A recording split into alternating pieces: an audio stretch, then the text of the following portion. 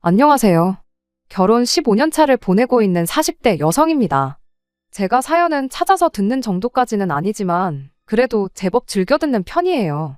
그간 다른 분들의 사연을 여기저기서 듣고 읽고 하면서 뭐 저런 집이 다 있나 싶을 때도 있고 저 집은 정말 이혼 말고는 답이 없겠구나 싶은 충격적인 사연도 많았었지요.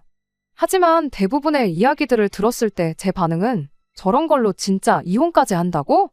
하고 오히려 사연자를 욕하면서 속으로 웃어넘겼던 적이 대부분이었습니다. 그런데 요즘 들어선 다른 분들 이야기가 내 일이 아니고 남의 일이라고 너무 쉽게 생각했나 싶고 저런 걸로 이혼까지 한다고 하고 놀랄 만큼 그동안 제가 너무 무신경하게 참고 살았나 싶기도 해요. 이젠 왜 그때 그분들이 끝내 이혼이라는 마지막 수단을 선택했는지 막상 그런 일들을 제가 직접 당하게 된 지금에 와서야 이해가 됩니다.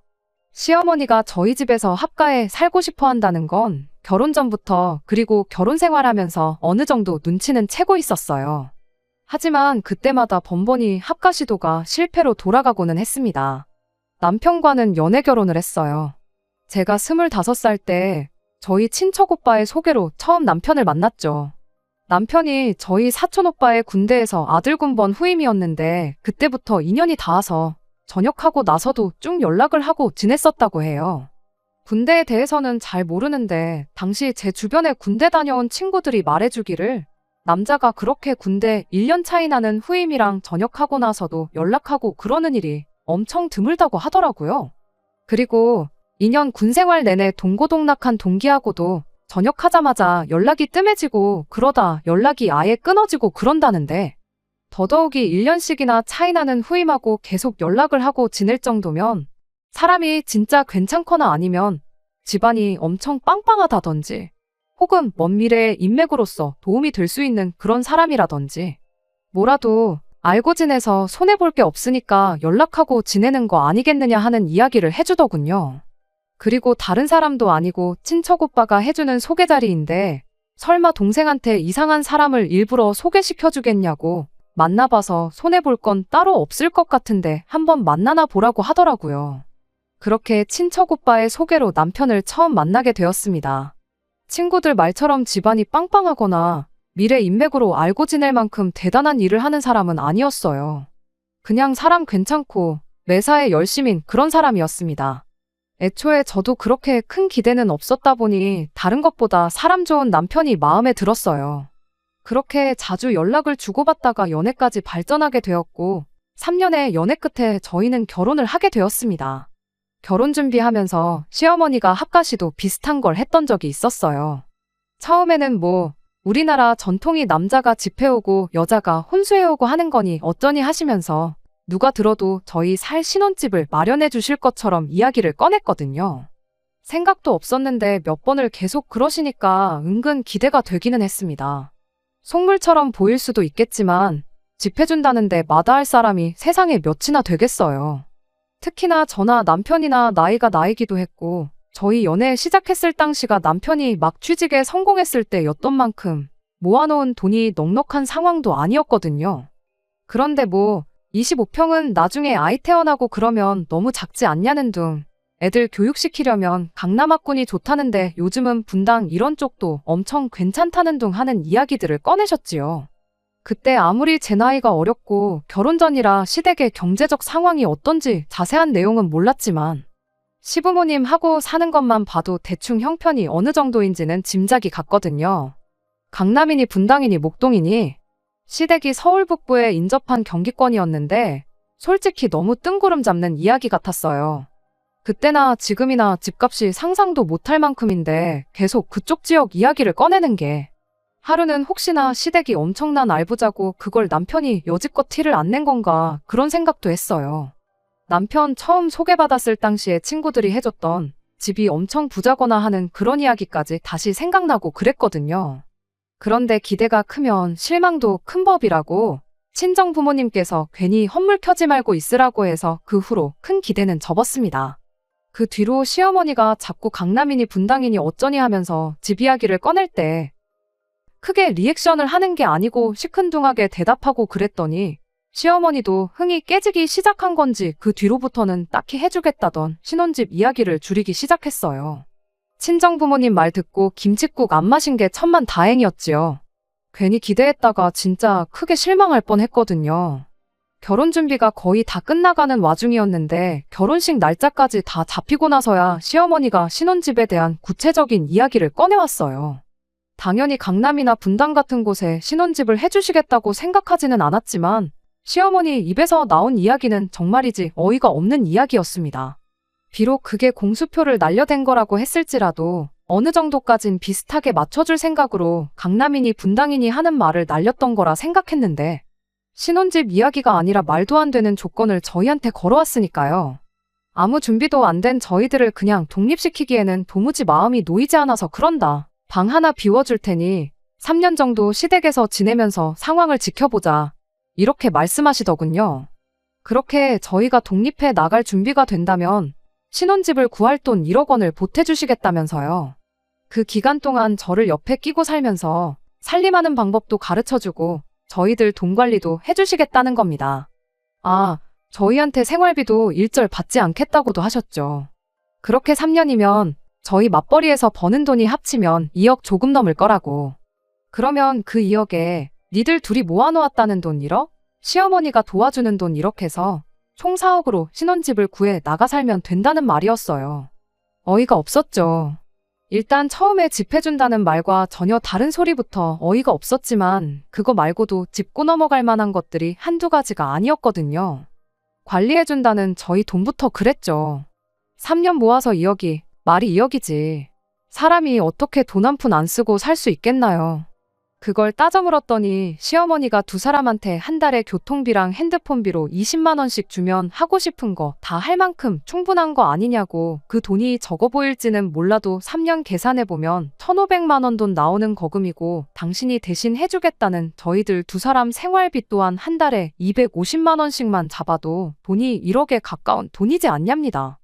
그러니 따지고 보면 저희 돈도 아껴주고 이래저래 생활비니 용돈이니 해서 주는 돈까지 다 계산해보면 1억을 해주는 게 아니고 돈만 따졌을 때 2억 이상을 이것저것 다 따지면 3억 정도를 해주는 거나 마찬가지인 거래요.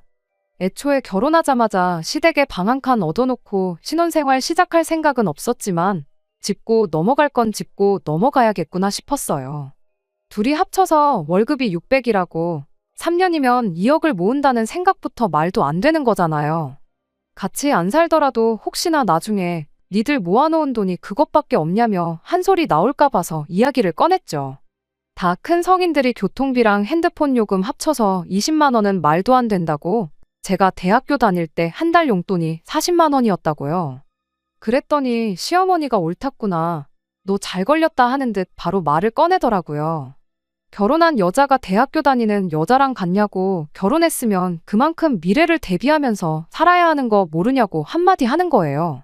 우리 며느리가 손이 보통 큰 게 아닌 것 같은데 그 때문이라도 한 집에 같이 살면서 제 씀씀이를 줄여주겠다는 소리를 하고 있는데 답도 안 나오더라고요.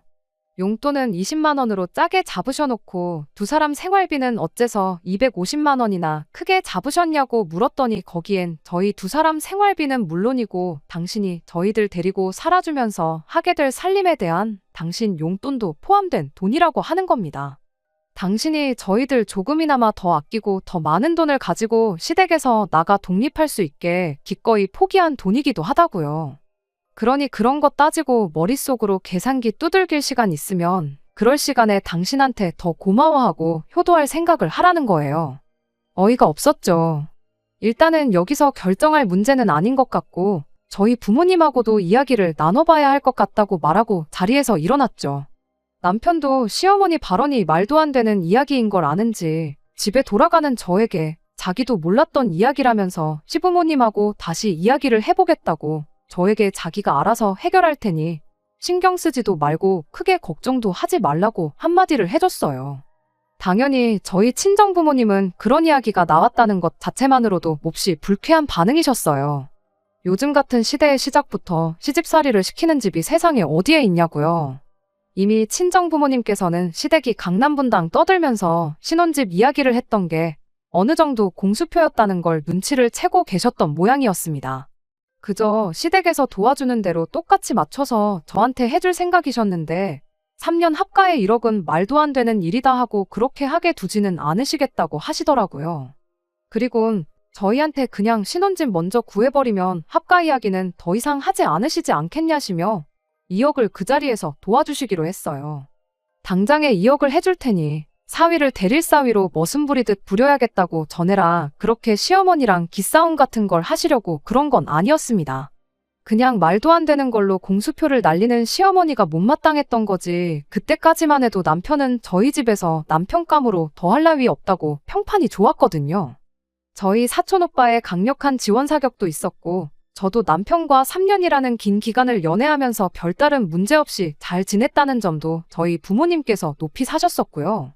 시어머니가 합가 이야기만 더 못 꺼낼 상황만 만들어 놓는다면 저희는 저희대로 알아서 잘 살 것이라 그렇게 믿으셨기에 그 돈을 저희한테 지원해 주셨던 거예요. 남편도 저에게 했던 말 그대로 자기 역할을 잘 수행했는지 시어머니가 그 뒤로 결혼하면 들어와 살라는 말을 꺼내는 일은 없었어요. 물론 저희 집에서 돈 2억을 해줬던 이유가 가장 크긴 했겠지만 아무튼 그 덕에 시댁 눈치 보며 지낼 일도 없겠구나 생각했고 그날 그 일로 남편도 남편 나름대로 중간 역할을 할 줄 아는 사람이구나 하는 확신을 주는 사건이기도 했지요. 저희 집에서 집을 거의 해줬던 거나 마찬가지였던 것만큼 시댁에서는 그래도 맨입으로 받아먹을 수는 없다고 생각한 건지 혼수랑 이런저런 것들을 해줬어요. 시어머니가 결혼 전부터 부르짖던 남자가 집 해오고 여자는 혼수해오고 라는 말에 정반대인 상황이었지만 그것 자체가 결혼 생활을 하는데 크게 문제될 일은 없었습니다. 하지만 이후로도 시어머니의 합가 시도는 그칠 줄을 몰랐어요. 저희 첫째 아이 태어났을 때 시어머니가 애 봐줄 사람이 필요하지 않냐며 방 한 칸 비워놓으면 당신이 저희 집에서 먹고 자고 하면서 아이를 돌봐주겠다고 하셨죠. 맞벌이하는 입장에 그게 무조건 나쁜 제안은 아니었지만 시어머니는 아이를 봐주신다기보단 합가를 노리고 그러시는 거라는 게 너무 눈에 뻔히 보였어요. 애 때문에 시아버지 혼자 집에 둘 수는 없으니 이왕에 방 한 칸 비우는 거 좀 넓은 방으로 만들어 놓으라 하시질 않나. 그걸 떠나서 당장 그렇게 시아버지까지 저희 집에서 살게 되면 시댁이 빈집이 되는 거나 마찬가지니 그 집에 전세를 줘야겠다니 집을 정리해서 어디 오피스텔 같은 투자처를 알아봐야겠다느니 그런 말까지 하셨거든요. 그때 가봐야 알 일이겠지만 돌아갈 집이 없는 상황에 시부모님을 애봐준다는 이유 하나만 가지고 집으로 모시기는 좀 그렇더라고요.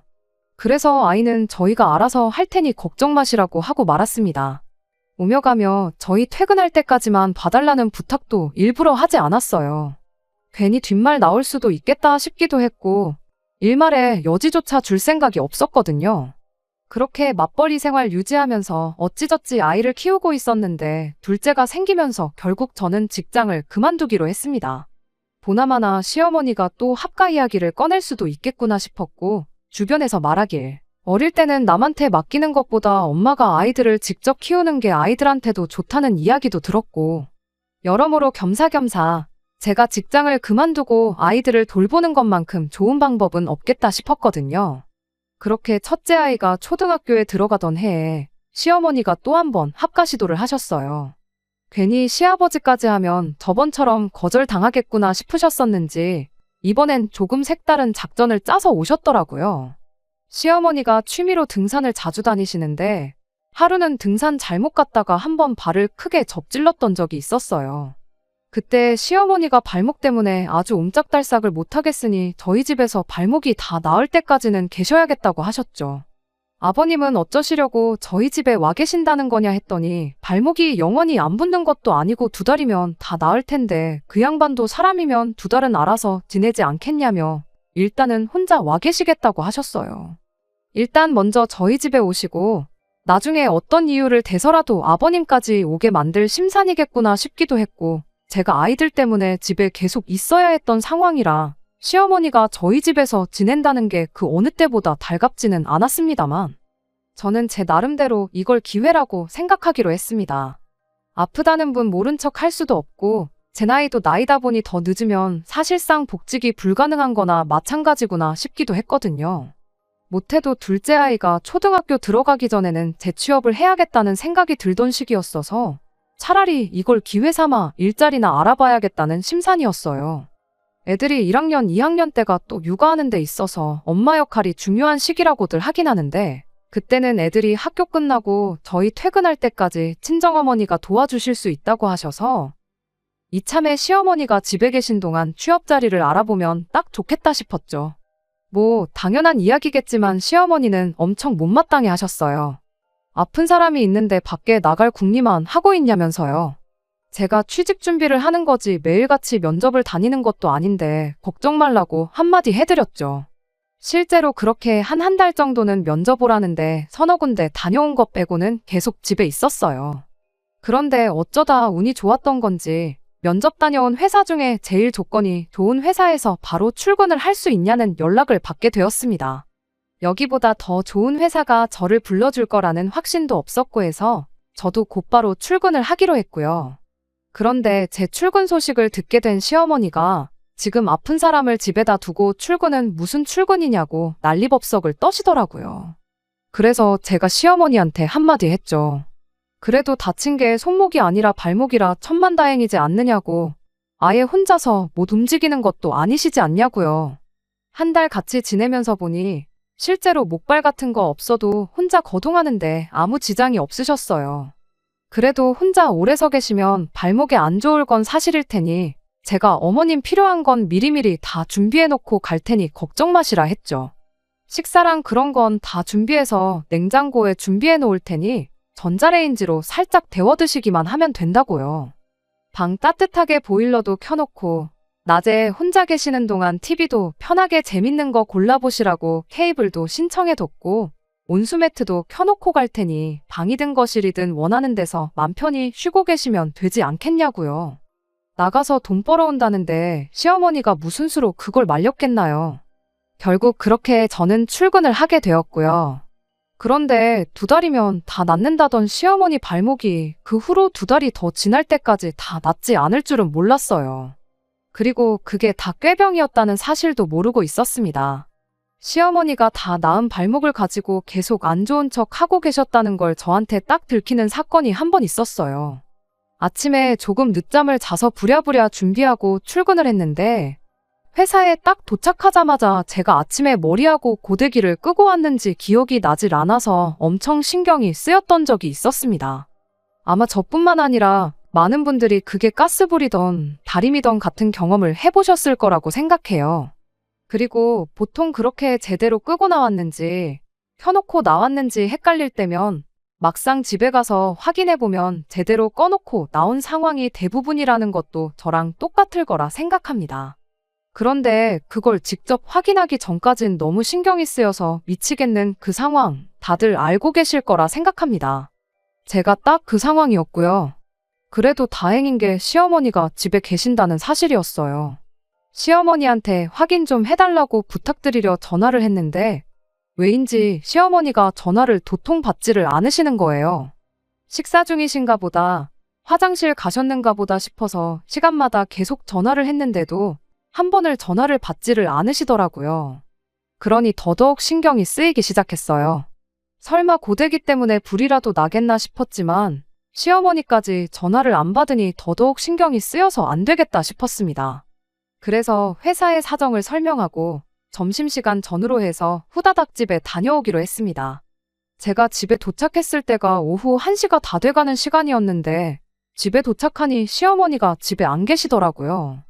일단 그게 중요한 게 아니었으니 부랴부랴 방으로 뛰어들어갔는데 고데기는 아예 코드까지 뽑아놓고 뒷정리까지 해놓고 나왔었어요. 별것도 아닌 걸로 호들갑을 떨었구나 싶은 와중에 첫째 아이 학교 끝나고 집에 올 시간이 다 되어가는데 집에 아무도 없는 게 마음에 걸렸어요. 시어머니는 그 와중에 아픈 다리 이끌고 어딜 가신 건지 끝까지 전화를 받지 않으셨고요. 결국 회사에 연락해서 상황을 다시 설명하고 그날은 아예 오후 반차를 쓰는 걸로 하고 쉬었네요. 입사한 지 얼마 되지도 않아서 연차수가 많은 것도 아닌데 그거 쓰는 것도 아까웠고 눈치도 엄청 보였습니다. 아무튼 그렇게 몇 분 지나지 않아서 첫째 아이가 학교 마치고 집에 돌아왔어요.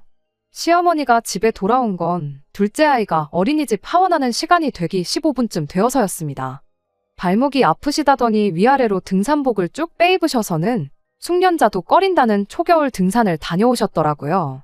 뭐 산이라고 해서 멀리까지 가신 건 아니고 집에서 가까운 동네 뒷산 다녀오신 거긴 하지만 시어머니가 집에 있는 저를 보더니 엄청 당황스러운 눈치였어요. 네가 여기 왜 있냐고 묻길래 저희 집인데 제가 있으면 안 되는 거냐고 대답을 하고 어머님이야말로 아픈 다리 이끌고 어딜 다녀오신 거냐고 했죠. 누가 봐도 나 등산 다녀왔다고 광고를 하는 복장이었다 보니 변명도 하지 못했어요. 집에만 있으니 답답해서 오랜만에 지인분들하고 잠깐 코에 바람 좀 넣고 오셨다는데 그때 결국 발목이 다 나은 지는 좀 되었고 이런 식으로 나간 게 처음이 아니었다는 사실까지 알게 되었어요. 그래도 일말의 책임감 때문인지 둘째 아이 하원 시간에 맞춰서 집에 와주신 건 감사할 노릇이었네요. 하지만 약속한 대로 시어머니가 발목이 다 나은 상황에 굳이 저희 집에서 머물 이유가 사라진 거나 마찬가지였죠. 시어머니한테 며느리 몰래 밖에 나가실 만큼 심심하신데 저희 집에 계실 이유가 뭐가 있냐고 모르긴 몰라도 아버님도 혼자 지내시는 거 힘드실 거라고 아이 봐주는 것 때문에 그러시면 친정어머니가 바로 도와주실 수 있는 상황이니 걱정하실 필요 없다고 이제 그만 집에 돌아가시라고 했습니다. 시어머니도 이 상황에 어떻게든 저희 집에 더 머물 방법이 없다는 걸 아셨기에 그때는 순순히 집으로 돌아가셨어요. 그 뒤로 친정어머니가 아이들 학교 후 저희 퇴근할 때까지 돌봐주시는 것 때문에 시어머니도 그 눈치가 보이긴 하셨는지 이런저런 방법으로 꼼수를 부리며 합가를 시도하려던 행동들을 멈추게 되었습니다. 그리고 시어머니가 서운하다는 식으로 나올 때마다 남편이 나서서 중간 역할을 자처해 상황을 해결시켜줬고요. 언제까지고 시어머니와 제 문제에 있어서 저의 편을 들어줄 것이라 믿어 의심치 않았던 남편이었어요.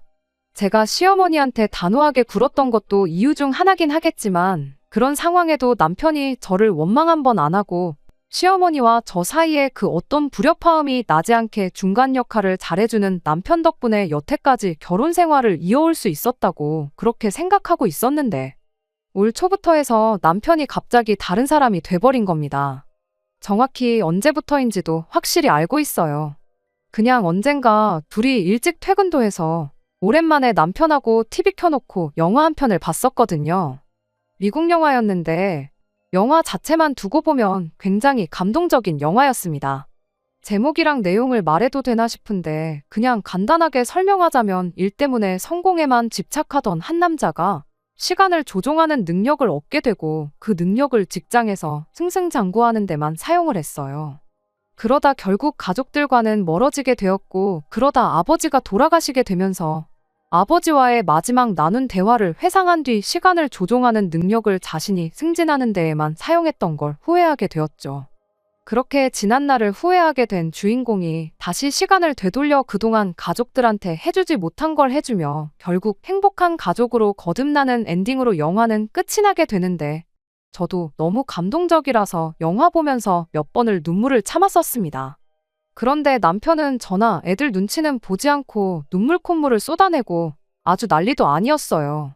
말씀드렸다시피 영화가 주는 메시지 자체가 성공에만 집착하지 말고 가족들을 챙기고 돌아보라는 그런 뜻이 담긴 가족영화였는데 문제는 남편이 영화가 주는 메시지 자체를 자기 좋은 대로 해석했다는 데 있었습니다. 남편한테는 시간을 되돌리면서 그동안 가족들한테 소홀했던 걸 반성하는 주인공보다 항상 아들과 가깝게 지내고 싶어 하던 아버지를 밀어내기만 했던 주인공에게 이입을 했던 게 문제였지요. 물론 영화 자체에서 부모님과의 관계도 중요하다 언급은 하고 있었지만 가장 중요한 건 내 아내와 내 자식, 내 가족에게 후회가 남지 않게 자라라는 내용이 주된 내용이었거든요. 어떤 작품에 대한 해석이 모두 똑같을 필요는 없지만 남편의 경우에는 아버지와 주인공 관계가 가장 마음에 와닿았던 것 같습니다. 그런데 그 대상이 시아버지가 아니라 시어머니한테 있었다는 점이 또 문제였어요. 그 영화를 보고 난 뒤부터 남편이 부쩍 시댁을 챙기는 데에만 신경을 쓰더라고요. 그동안 자기가 회사 생활한다고 부모님을 못 챙긴 것 같다며 주말만 되면 애들 데리고 시댁에 좀 다녀오자고 난리도 아니었어요. 줄창 시댁만 가자길래 친정은 언제 가자고 할런지 두고 봤더니 2달 내내 주말마다 시댁에는 가자면서 친정 이야기는 꺼내지도 않더라고요. 그래서 한 번은 제가 시댁만 가고 친정은 갈 생각이 없느냐 물었더니 장모님은 그동안 아이들 돌봐주시면서 우리 집에 자주 왕래하지 않았느냐고 그러니 갈 필요가 없다는 소리를 하더라고요. 차라리 시댁만 다녀오는 게 전부였으면 이렇게까지 어이가 없지는 않았을 거예요. 한 번은 시어머니 생신을 맞아서 저보고 시어머니 생신상 좀 차려보라는 소리를 하는 겁니다. 다른 분들 사연에서 들었을 때는 생신상 차려드리는 걸로 진짜 이혼도 하고 파혼도 하고 하는 게 사실이냐고 도무지 이해가 안 간다고 하던 저였었는데 막상 내 남편이 시어머니 생신상을 저보고 차려오라니 그 기분이 어떤 기분인지 새삼 이해가 되는 거 아니겠어요. 시어머니 생신상을 차릴 거면 내가 아니라 자식인 당신이 차리는 게 더 의미 있는 거 아니겠냐 했더니 자기가 뭐 밥을 할 줄 아냐, 반찬을 할 줄 아냐 하면서 정색을 하더라고요. 더 잘하는 사람이 있는데 자기가 해야 할 이유가 하등 없다고 하길래 그래서 저도 한마디 했죠. 밖에 식당들 가면 다 나보다 음식 잘하는 사람들이 하고 있는 거 아니냐, 더 잘하는 사람을 두고 내가 해야 할 이유도 없지 않냐고 한마디 해주고 늘상 하던 대로 어머님 생신은 외식하는 걸로 하자고 했죠. 그랬더니 외식은 정성이 없어서 안 된다며 기어이 꼭 생신상을 제가 차려야 된다는 겁니다. 앞으로 어머님한테 생신상을 차려드려봐야 몇 번을 더 차려드리겠냐고. 나중 가서 후회할 일 만들지 말고 올해부터라도 챙겨드리자고 끝까지 저한테 어깃장을 부리더라고요. 미역국 한 사발 끓이고 불고기 양념 재워두는 게 뭐가 그렇게 힘든 일이냐면서요. 그래서 말 잘했다고 남편한테 그럼 내년에 어머님 칠순 때도 뭐 어디 예약하고 다른 거 할 필요 없이 미역국 한 사발에 불고기 양념만 좀 재워두고 땡치면 되겠느냐 했더니 밖에서 사 먹는 건 정성이 없어서 안 된다던 남편이 움찔하더니 아무 말도 못하더라고요. 그래서 다시 남편한테 말했어요. 직접 생신상 차려드릴 거면 당신 말대로 미역국 끓이고 불고기 양념 재워두는 거 어려운 일 아니니까 내가 옆에서 어떻게 하는지 다 봐줄 테니 당신 손으로 재료 손질부터 요리까지 직접 하라고 했어요. 어머님 입장에서도 남의 집 자식인 며느리보다 당신 배불러 낳은 아들이 챙겨주시는 걸 더 감동스러워 하실 거라고요. 그리고 그게 싫으면 그냥 어머님 생신은 아예 올해는 챙기지 말자고요. 그랬더니 그 뒤부터 남편이 아주 입이 대빨 나와서 한동안 저한테 말도 안 붙이고 퇴근도 일부러 늦게 해서 저녁도 밖에서 먹고 들어오고 그랬습니다. 아주 효자병에 걸려도 단단히 걸려버린 거예요. 생신상 문제야 이렇게 넘어갔으니 사실 사연까지 보내고 말고 할 것도 없었어요. 진짜 문제는 얼마 전부터 남편이 시부모님 모시고 살자고 난리법석을 떨기 시작한 데 있으니까요. 케이블 TV에서 그냥 틀어주는 영화 한 편 잘못 봤다가 이게 무슨 일인가 싶어요.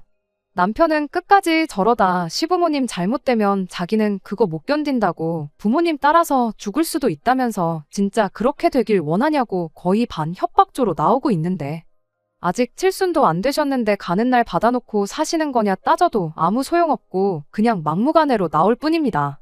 시어머니 발목 다쳐서 저희 집에 잠깐 몇 달 계셨을 때 남편이 시어머니 위해서 한 일은 아무것도 없어요.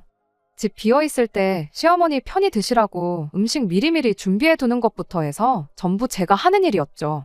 물론 그때 초반에는 전업주부 생활을 하고 있었으니 그 어떤 불만이 있던 건 아니지만 그 뒤로 제가 취직한 이래로 남편이 나서서 시어머니가 쓰던 베개 커버 한 번도 걷어온 적이 없었거든요. 합가해서 모시자는 게 우리는 하던 대로 맞벌이하고 시어머니한테 청소며 빨래며 식사 준비며 다 떠넘기자는 건 아닐 테고 분명히 하게 되면 자기는 할 줄 아는 게 없다는 핑계로 저한테 다 떠넘길 게 뻔한데 15년 결혼 생활 아무 문제 없이 잘해왔고 오히려 고부관계에 있어서 중간 역할 너무 잘해주는 믿음직한 남편이라고 생각하고 살았는데 왜 이제 와서 갑자기 효자병에 걸려서 저러는지 도무지 이해가 가질 않습니다. 진짜 영화 한 편 잘못 봤다가 이게 무슨 일인가 싶어요. 영화 주인공처럼 시간을 조종하는 능력이 생기면 그 영화를 보기 직전으로 돌아가서 케이블 선이라도 다 뽑아버리고 싶은 심정입니다. 정말로 제가 이렇게 사연을 보내게 될 줄은 생각도 못했어요. 이혼까지 생각하게 될 줄은 더더욱이 생각해 본 적 없었고요. 몇 번을 설명하고 효도는 직접 하라고 말을 해도 남편은 들을 생각이 없어 보이는데 제가 어떻게 하면 좋을지 이혼 말고 더 좋은 현명한 방법이 있다면 알려주세요. 그 어떤 조언도 감사한 마음으로 듣겠습니다. 안녕하세요. 영화 한 편 잘못 봤다가 세상 둘도 없는 효자가 돼버린 남편 때문에 사연을 보냈던 쓰니입니다. 어떻게 상황이 해결되어서 이렇게 후기를 보내요. 저도 사연 들을 때 뒷내용 없이 이야기가 끝나면 그게 그렇게 답답했거든요. 남편과 합가 문제로 냉전 상태가 시작된 지 얼마 지나지 않아서 아예 시어머니가 대놓고 저희 집에 찾아오셨어요. 찾아온 이유야 안 봐도 뻔했죠. 남편하고 이야기 나눌 만큼 나누고 남편 말 귓등으로 듣는 며느리 혼쭐을 내주러 찾아오셨던 거였습니다. 어머님이 말씀하시기를 당신 지인분들 중에 다들 그 나이 먹고 자식들하고 따로 사는 사람은 아무도 없다고 하시더라고요. 다들 어른들이 먼저 말 꺼내기 전에 자식들이 먼저 알아서 집으로 모신다고요. 그런데 우리 집 며느리는 어떻게 된 게 시부모가 걱정이 되지도 않는지 모신다는 이야기를 죽어도 꺼내지 않는다는 거예요. 우리 아들이 당신 지인들 아들들보다 못난 데가 하나도 없는데 왜 나는 며느리 복이 없어서 이 나이 먹도록 자식들 효도도 못 받아보고 이러고 사는지 모르겠다며 신세한탄을 하시더라고요. 요즘은 어른들 사이에서 자식들이 부모한테 얼마나 잘하는지가 아니라 며느리나 사위가 얼마나 잘하는지가 더 중요하다면서 말이죠. 며느리가 딸처럼 얼마나 살갑게 구는지, 며느리가 시어머니 모시고 어딜 다녀왔는지, 지인들은 다들 그런 거 자랑하기 바쁜데 당신은 사람들 다 모인 자리에서 며느리 자랑할 만한 게 시어머니 알기를 아주 쥐뿔로 알고 말대꾸하는 게 세계 제일이라는 거 정도밖에 없어서 어디 사람들 만나러 가는 게 쪽팔려 죽겠다고 하시더라고요. 그래서 저도 말했죠. 그것 참 신기하다고. 시집간 제 친구들 이야기 들어보면 며느리가 시어머니한테 알아서 잘해도 시어머니가 며느리 귀찮게 해봐야 당신한테도 아들한테도 좋을 거 하나 없다시면서 명절 때도 오지 말라신다고 하신다던데 제가 아는 이야기랑 달라도 너무 다르다고요. 저 스스로 효부라고 하는 말은 아니지만 저 정도면 꼬박꼬박 안부 전화도 드리고 주기적으로 시댁 찾아뵙고 요 근래 거의 매주 말마다 시댁 찾아가는 거 가지고 남편한테 불만 있다는 이야기도 한번 꺼낸 적 없는 게 저라고 했더니 시어머니가 갑자기 폭발해서는 너는 하는 말마다 네 하고 대답하는 게 아니라 말대꾸부터 하는 그 주둥이가 문제라고 콕 집어서 이야기를 하는 거 아니겠어요? 자식이면 자식답게 부모가 먼저 말하지 않아도 알아서 효도를 할 생각을 해야 되는 거 아니냐면서요. 그래서 말 나온 김에 저도 15년 세월 결혼 생활하면서 해본 적 없는 이야기들을 꺼냈습니다. 꼭 합가해서 한 집에 같이 살아야 하는 게 효도인지는 잘 모르겠지만 효도를 해야 한다면 저는 친정 부모님한테 할 테니 시부모님 효도는 아들인 남편한테 받으시라고요. 결혼할 때 받은 것도 친정에서 받은 게 더 많았고 아이를 봐주셔도 친정어머니가 더 봐주셨으니 자식된 도리는 어머님 아버님이 아니고 친정 부모님 하는 게 더 맞는 것 같다고요. 그랬더니 시어머니가 바로 한마디 하시더군요. 내가 애 봐준다고 했을 때 싫다고 거절한 게 다른 사람이 아니라 바로 너였지 않냐면서요. 이미 10년도 더 지난 이야기 꺼내시는데 그렇게 나오신다면 저도 할 말이 많았어요. 그래서 곧장 시어머니한테 대답을 했습니다. 결혼 전에 시어머니가 처음 이야기 꺼냈던 말부터 시작했어요. 어머님이 결혼하자마자 3년, 시집살이 견뎌내면 1억을 지원해 주시겠다고 했던 거 기억하시냐고요. 그런데 친정에서 2억을 해주지 않았냐. 그럼 저희가 못해도 6년은 친정 부모님 모시고 처가살이를 했었어야 했던 건데 그때 안 했던 거 지금 한다고 생각하시면 되는 거 아니겠냐고 했죠. 그런데 제가 특별히 합가하고 싶다는 어머님 사정 감안해서 저만 혼자 친정 들어가서 친정 부모님 모시고 오겠다고 했어요. 남편이랑 애들은 어머님께 양보해 드릴 테니 원하시는 대로 합가하시라고요. 어머님이 첫째 태어났을 때 아이 돌봐주신다는 이유로 같이 살겠다고 하지 않으셨냐고 그때 거절했던 게 마음에 걸렸는데 이참에 둘째까지 같이 돌봐주시면 되니까 일석이조 아니겠냐고 했죠. 그리고 그렇게 되면 이 집은 6년간 빈집이 될 테니 어머님이 그때 저희한테 제안했던 대로 세를 놓던지 집을 정리하던지 해서 목돈 마련해서 적금을 하던 안전한 주식을 사놓던 아니면 부동산에 재투자를 하던 그 돈을 굴려서 불리는 쪽으로 알아보겠다고 했습니다. 이 모든 것들이 다 시어머니가 저한테 꺼냈던 말들이었다 보니 시어머니가 그게 잘못됐다고 딱히 반박을 못하고 가만히 계시더라고요. 그래서 곧바로 이야기 다 정리된 것 같으니 당장 오늘부터 그렇게 하겠다 말하고 저는 방에 들어가서 제 짐을 싸기 시작했습니다. 그랬더니 남편이 방에 따라 들어와서 이게 뭐 하는 짓이냐고 따지는 거예요. 지난 15년 결혼 생활하는 동안 어머니가 그렇게 우리랑 같이 살아보고 싶다고 이야기하셨는데 한 번을 못 들어주냐면서 말이죠. 그래서 제가 곧바로 남편한테 한마디 했어요. 내가 뭐 이혼하자는 것도 아니지 않냐고. 당신도 어머님 모시고 살고 싶다고 하고 어머님도 우리랑 같이 살고 싶다고 하시기에 그렇게 하겠다는 건데 뭐 문제될 게 있냐고요. 이렇게 6년 동안 떨어져 지내면서 각자 부모님 모시고 지내다가 6년 지나고 나서 친정집 시댁, 우리 집 전부 정리에다가 집 한 채 지어서 양가 부모님 다 같이 모시고 살면 당신 원하는 대로 합가도 하고 각자 부모님 서로 알아서 모시게 되고 그림이 딱 좋지 않겠냐고 했더니 아무 대꾸도 못하고 있다가 한마디 하더라고요. 그럼 애들은 친정에 같이 데리고 가면 안 되겠냐고요. 그래서 그건 안 된다고 했어요. 그나마 시댁이 애들 학교에서 더 가깝지 않냐고. 등하교 시킬 거 생각하면 시댁에 데려가는 게 맞지 않냐고요. 애들 전학시킬 생각도 없고 그리고 당신만 딸랑 시댁에 보내면 시어머니가 합가했다는 기분이 하나도 안 들지 않겠냐고. 애들이라도 있어야 집이 북적북적하니 사람 사는 맛 나는 거 아니겠냐고 한마디 해줬죠. 그리고 시간 끌지 말고 당신도 얼른 시댁 들어갈 짐이나 챙기라고 했습니다. 내 짐은 대충 챙겼으니까 당신 짐 싸는 동안 애들 짐은 내가 대신 싸주겠다고요. 남편은 그럼 애들 학교 다니기 편하게 시부모님이 우리 집에 와 계시게 하는 건 어떻냐고 제안을 하더군요. 그래서 그것도 안 될 일이라고. 우리 돈 불리려고 우리 집을 세를 놓겠다는 거고 여차하면 집도 팔아야 할 텐데 시부모님이 우리 집에 오시면 그것도 못하는 거 아니냐고. 그러면 손해가 막심하다고 안 된다고 단호하게 한마디 해줬습니다. 남편은 어떻게든 제 마음을 돌려보겠다고 주섬주섬 짐을 챙기는 둥 마는 둥 민기적거리면서 제 눈치를 보더군요. 저는 애들 짐 챙기자마자 남편한테 무슨 일 있으면 연락하라고 한마디 해놓고 그 길로 싸놓은 제 짐가방 들고 친정으로 향했죠. 사실 애들을 시댁에 보내놓는 게 사실 걱정이 많이 되긴 했습니다. 학교에서 멀어지는 만큼 친구들하고 시간도 제대로 보내지 못할 테고. 하지만 어차피 이렇게 하면 시어머니도 남편도 오래 못 버틸 거란 생각이 더 컸어요. 애들은 그때 가서 다시 집으로 데리고 오고 그때 돼선 저 혼자 집에 돌아와 애들 돌보면 되겠다는 생각이었습니다.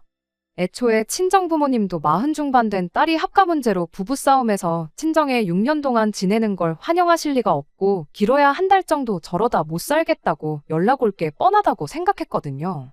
그런데 제 예상보다 훨씬 일찍 남편한테서 집으로 돌아오라는 연락이 왔습니다. 제가 그렇게 친정에 가버린 지 열흘도 안 돼서였어요. 대뜸 애들하고 집에 왔으니 저도 집에 돌아오라고 한마디 하고 말더라고요. 왜, 무슨 일 있냐고 다 아는데도 모르는 척 따져묻다가 못 이기는 척 집으로 갔더니 시댁에 싸들고 간 짐을 혼자서 낑낑거리며 풀고 있더군요. 제가 들어오자마자 애들은 할머니 집에서 살기 싫다고 제 품에 와라 감겼고요. 남편은 그런 저와 아이들 앞에서 한참을 쭈뼛대다가 2번 다시 합가 이야기는 꺼내지 않을 테니 집에 돌아와주면 안 되겠냐고 묻더군요. 이야기 들어보니 애들은 애들대로 할머니 집에서 땡깡을 부려대고 시어머니는 시어머니대로 번거롭고 불편한 게 많았던가 봐요. 두 분이 일찍 주무셔서 저녁 식사를 조금 이르게 하시는데 남편 퇴근 시간에 밥을 한 번 또 차려줘야 하는 게 그렇게 귀찮았었던 거죠. 자존심이 있어서 그냥 합가는 없던 일로 할 테니 돌아가란 말도 못하고 그렇다고 합가해서 좀 편하게 지내려고 했더니 며느리는 온데간데없고 손주들이 들어와서 애들 학교 마치는 시간에 데리러도 가야 하고 밥때보다 늦게 퇴근하는 아들 굶길 수도 없는 노릇이라 번거롭게 밥 준비는 또 2번을 해야 하고 결국엔 시어머니가 나는 모르겠다고 파업을 하셨답니다. 네 먹을 밥은 네가 알아서 차려 먹으라고 대놓고 남편한테 선언을 하셨더라고요. 남편도 그냥 돌아오기엔 저한테 면목이 없으니 어떻게든 버텨보려고 했는데 시어머니가 애들 하교시키는 것도 귀찮다고 회사에서 잠깐 나와서 애들 집에 데려다 놓던 애들한테 버스 타는 법 알려줘서 알아서 하교를 시키던 하라고 아주 배째라고 나오셨대요. 그래서 견디다 못한 남편이 시어머니한테 2번 다시 모시고 살아달란 말은 하지도 마시라 말하고 짐 싸들고 집으로 도망 나왔다는 겁니다. 그리고 그때 이 합가를 해서 혼자 손해보는 사람이 제가 될 것이란 걸 그때 깨달았대요. 사람들이 왜 나이 먹고 이혼하면 무조건 남자가 손해라고 하는지 알겠다고 미안했다며 2번 다시 대리효도 문제로 제 속 썩이는 일 없을 거라 다짐을 하더라고요. 입이 아프게 벌써 설명했던 일이고 그게 그저 형식적인 사과이긴 했겠지만 적어도 2번 다시 남편 입에서 합가 이야기는 나오는 일 없게 이야기가 잘 풀렸습니다. 그리고 지금은 다시 예전 남편의 모습으로 돌아왔어요. 영화 내용대로 시간을 되돌려 가족한테 충실한 남편이 돼주었네요. 물론 이 사건을 겪는 동안 남편한테 앙금이 많이 생기긴 했지만 지난 1년을 제외한 나머지 결혼 생활을 되돌아보면 애들한테도 잘했고 저한테도 잘했던 남편이었으니 그 마음만 변치 않는다면 앞으로의 결혼 생활은 아무 문제도 없을 거라 생각합니다. 시어머니하고는 그날 이후로 왕래도 없고 연락도 없이 지내고 있어요. 시아버지 통해서 이야기 들어보니 합가 이야기는 2번 다시 꺼내시지 않을 것 같은데 어떻게 저희랑 풀어야 하나 고민하고 계신다네요. 시아버지가 저희한테 이야기를 전한 만큼 저희가 먼저 나서서 화해의 손길을 내밀기 원하시는 것 같은데 시어머니한테 지난 날을 전부 사과받겠다는 심사는 아니지만 당분간은 이렇게 지내려고요. 굳이 제가 나서서 해결할 일은 아니다 싶거든요. 제 사연에 의견 달아주신 분들께 감사의 말을 전하고 싶습니다. 여러분들 조언 덕분에 이렇게 상황이 제가 원하는 대로 해결된 것 같아요. 남은 올 한 해 마무리 잘하시고 새해 복 많이 받으세요. 끝까지 들어주셔서 감사합니다. 오늘의 사연은 여기까지입니다. 구독과 좋아요, 알람 설정 부탁드리고 더 좋은 사연으로 다시 찾아뵙겠습니다. 감사합니다.